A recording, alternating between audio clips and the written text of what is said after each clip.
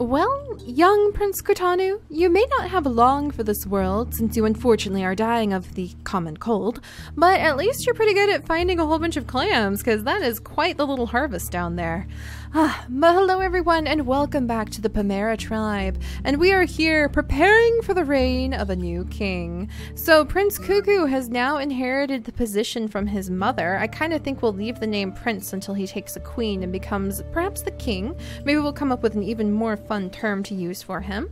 But he has taken over the reign of his mother, Queen Lamiko. She has passed away of old age and left behind a few bitter regrets, and one of which is that her son also passed away. Her very firstborn son passed away at the same time that she did, leaving behind his only daughter, La Isanara. She has taken up the traditional La title to signify that she is going to dedicate her life to exploring. In fact, she'll go ahead and start zipping away now. So she's going to leave and do a bunch of exploring now that her father has passed on. And she'll probably explore kind of along the edges, carefully, of the waterways. And we'll let her do her own thing. She may eventually one day come back to have her own children, or have her own children far off in the wilderness. Who knows? But she doesn't really feel like sticking around here. What would this be? Her uncle, her elder uncle Cuckoo, definitely has everything in hand when it comes to being a good king. So he's over here, he's going to work with his sister. Samara is also another sickly child of the family, but they're going to work together to kind of take care of the main area, while Prince Cuckoo thinks about how he is going to rule. So I love that his name is Cuckoo, by the way. That's kind of adorable.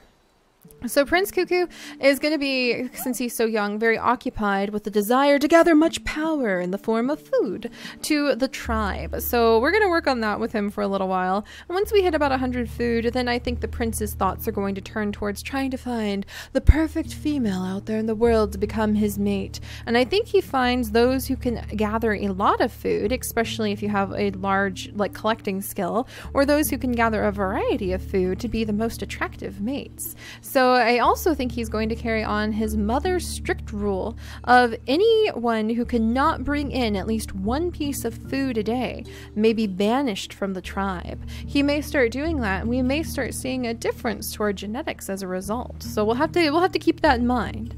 All right. So with that said, let's continue on. His brother, this is actually young Prince. In fact, I'll name him Prince too, just to signify if they're part of the royal line or not. So let me go ahead.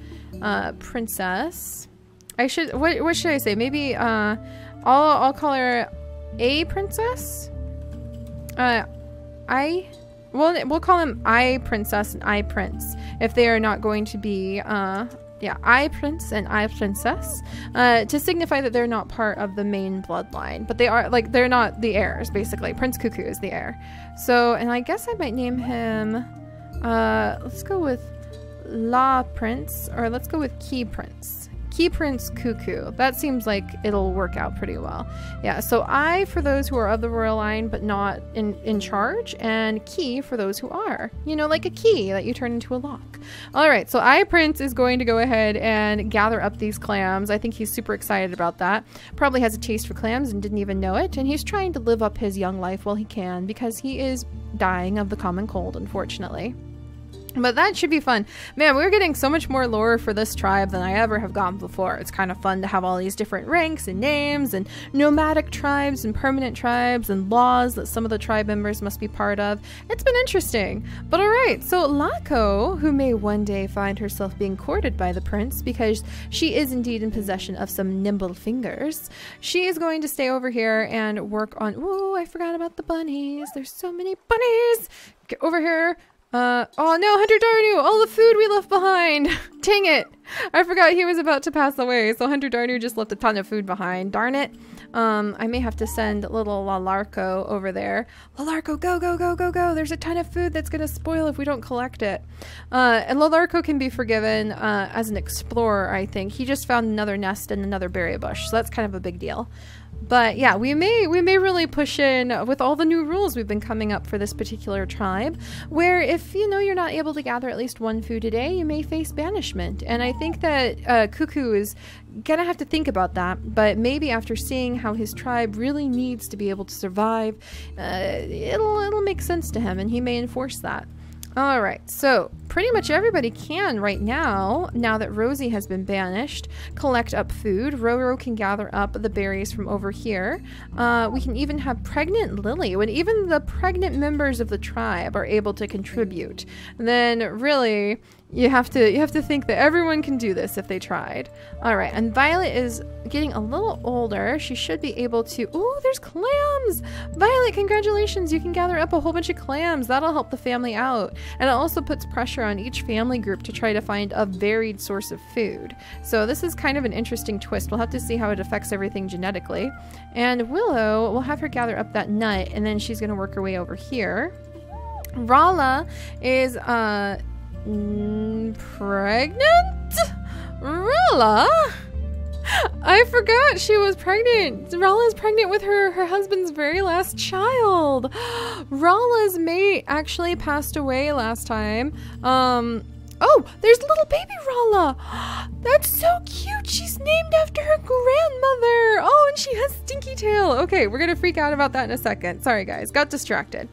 This Rala right here, she had all these beautiful daughters who are really healthy. She was one of our healthiest creatures, even if she's one of the most plain looking as well.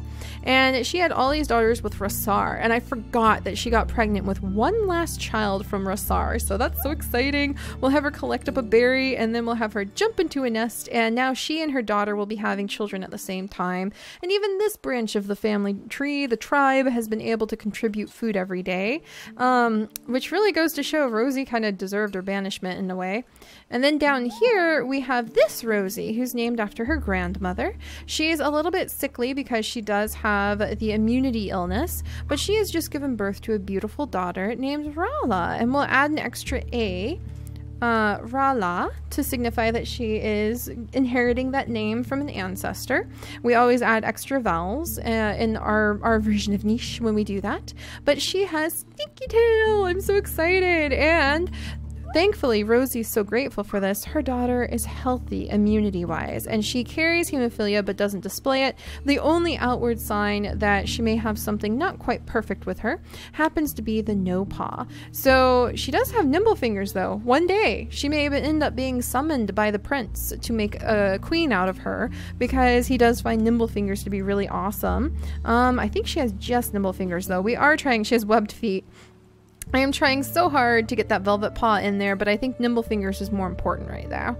So that's good. Rosie, congratulations. I'm really proud about that. We'll go ahead and have her get pregnant again. Not to have her baby just yet, but because Tata will hopefully be a really good provider. Tata of genetics. We need Tata to spread around his D&H immunity quite a bit.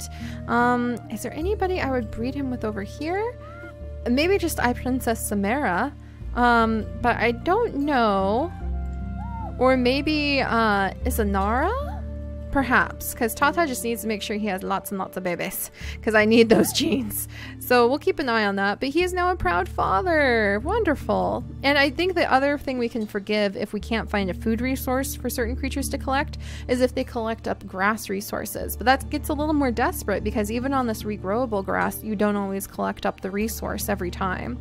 So things are getting pretty interesting. We'll have to see what happens if we start adding laws into things now that we can banish tribe members. But of course, the tiger tribe over here doesn't have to follow those rules, because they're a completely independent group. We have Little Frog, who is working her way over. Oh, there's the bunny burrow.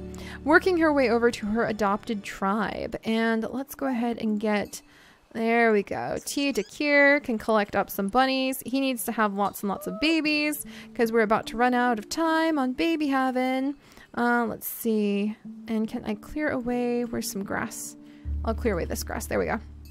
But Tia Dakir is the heir to the tiger tribe, a nomadic tribe that has fragmented memories and fragmented stories of the ancient tiger tribe that Dar and Remy, who were two of our founding members of the entire Plumeria tribe, yeah, he is the heir to the tigers. And we have one tiger daughter, Kasimi, who had a nut fall on her head when she was born. And I just about killed over laughing when that happened. But she's over there. Let's go ahead and make sure there's another pregnancy on the way. It probably wouldn't hurt to have another nest, even, to make sure we have as many children as possible. Should I build one just right here? Kind of an awkward spot, but maybe they'll enjoy the view of the ocean. So now we have a nest, an ocean nest, but yeah, I mean, if it works, it works. But there we go. So we're doing really good, and we're almost up to 100 food. So I think that Prince Cuckoo is actually watching his mother's policies go into enforcement, and they're turning out pretty well. So, all right, we've got a lot of babies about to be born. Let's settle into the garden tribe, since they are the ones we're being the most strict with, genetic-wise. Oh my goodness, there's a lot of babies, and somebody just passed away, and there's illness, and oh my gosh, there's a lot going on. All right, so yep, we've got some sick babies. Gonna have to accept that. But it looks like Raskar finally had a son. So the little one in the nest with Rala is actually a boy, the very first boy that I think they have ever had, and somebody died. That's gonna be our hunter. The hunter died. Oh my gosh, two boys, you guys. So we have Vanu, who is actually healthy across the board. Awesome. So he could earn himself a breeder token for being so healthy. He's a double digger.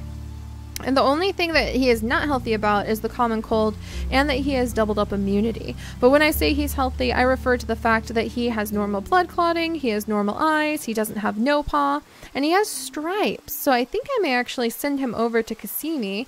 We may start heading him towards the tiger group, because the tribes know the agreement between the two tribes is that any healthy potential children that could be a member of the tiger tribe will head over there. So we'll send him that way and see what happens to the genetics if we toss him that side. And then we also have a little boy, Nutavan. Interesting. And he has stealth with one on his leg. Okay. And what else do you have, my little friend? Unfortunately, he also has the no paw, but he has immunity H and G, which are really good things to see. He has normal blood clotting. I need to get rid of that no paw. Otherwise, he's pretty awesome. So Nutavan, welcome. Your father is probably going to be pretty proud you're around too. Little Rala, I want to rename her like Rosie or Violet. I'm nervous to rename everybody. I'll wait and name the flower children after the end of things, because last time I tried to rename Tata, everything crashed a while ago, and that made me so sad. It took a little while. It took a few days to get over that. All right, but Tata can stay and watch over his children. Now Willow is old enough to have children as well.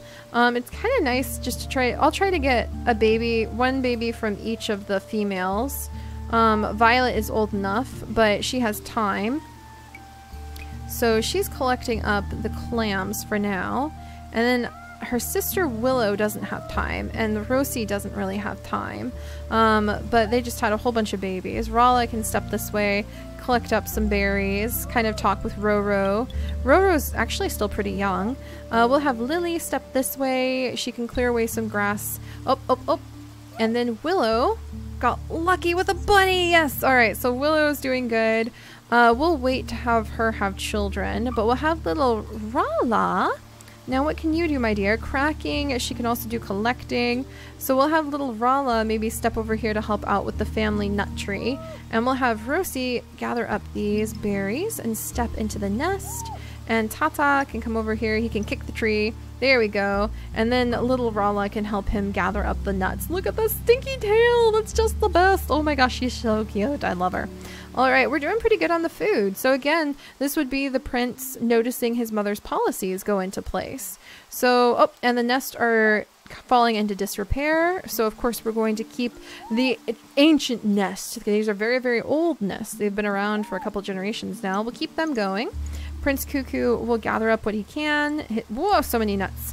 100 food! So yes, I think Prince Cuckoo would be observing, watching, and noticing that yes, indeed, his mother's policies, which seem so strict to banish members who wouldn't bring in any food into the tribe, they're actually pretty effective. So he may continue enforcing that.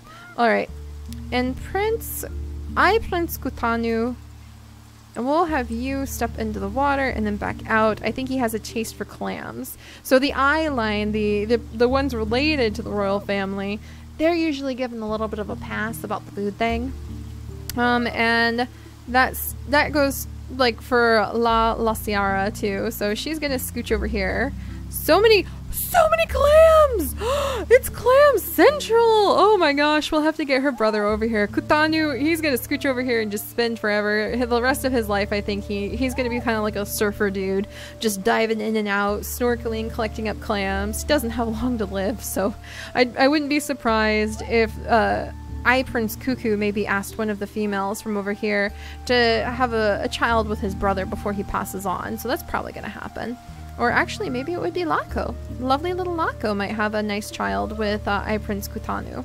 So we'll have to see. Rumors of the lovely, diligent Lako, who so quietly, so wonderfully, just dutifully collects up all of the nuts that fall from this tree, will probably reach the prince's ears at some point, because that sort of constant collecting and constant care.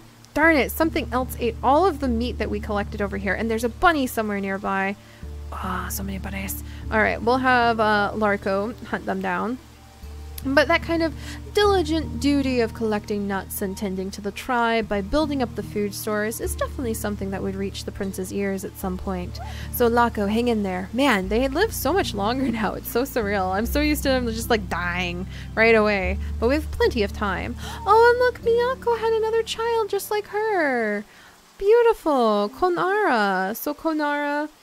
healthy, beautiful, beautiful, beautiful. She is definitely going to be a great breeder. So this is why we would probably send that child from the garden who's striped over here to come to this tribe.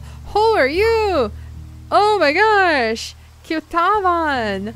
You're interesting. Unhealthy. Has short-sighted eye secondary, so he won't be a breeder. But wow, he's so interesting looking. Izana, your second child is so cool. So Izana's second child is the son Kirtavan. I don't know if he'll ever get a chance to breed, but her first child is our explorer over here, Isanara, and that is just really cool. So now Izana has actually contributed to 2 tribes with having children that become princes and princesses. So that's kind of fun. All right, so little Kasimi, why don't you come on down? You're gonna have a conversation with this nut that tried to fall on your head when you were born.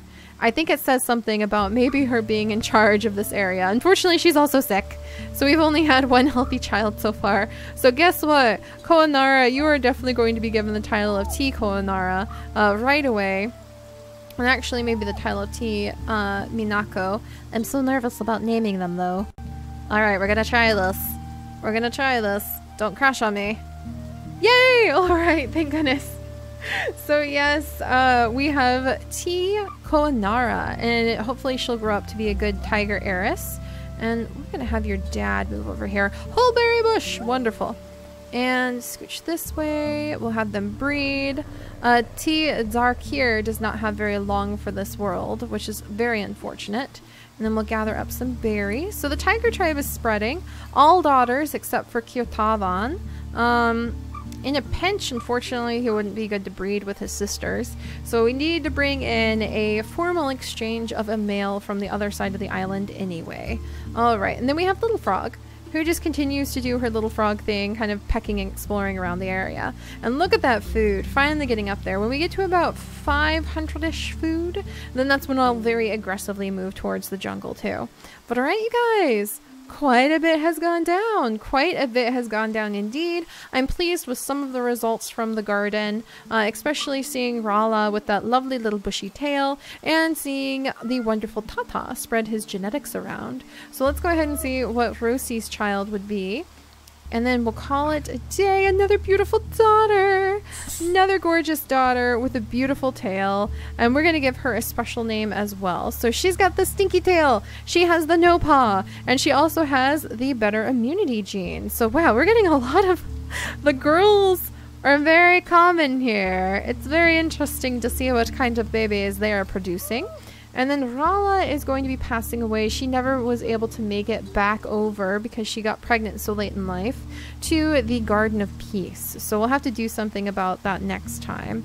All right, so we'll try breeding up with some of the other girls, and I think we may start little Vanu on his long trek across the world so that he can become one of the mates of the children over here. Darn it. His genetics are too similar. The bee immunity gene. The bee immunity gene is infecting everything. What do we do? Let's see, B and F. Oh gosh. Wow. Yeah, B and G. So technically we might have some luck with B and F. What about up here? G and C, and you're not gonna live long enough to get over there, Larko. Dang it. Alright, so let's see. Yeah, we're gonna have to figure that out. We'll have to figure out who I can pick, because the tiger tribe needs to do an exchange. Vanu probably won't even survive long enough to get over there. Yeah, never mind. Vanu can't be used, but maybe, haha, Nutavan. He would be a good mate to send over there, because he is G and H. Do we need G on that side? I can't remember. I already forgot. Dang it, we don't need G. Alright, so the tiger tribe will have to be patient and wait for their conundrum to be solved. But we'll see what happens with Prince Cuckoo. Keep Prince Cuckoo making his decisions over who belongs in the tribe and who needs to be escorted out of the tribe if we're not able to get the food stores even higher and higher and higher. So we've got plenty of time to continue weeding through our little garden over here with tons of genetics. So we may have a sudden baby boom going on with our flower girls and Clay, so we can be sure to snag as many of his immunity genes as possible. And I will see you guys next time. Bye-bye!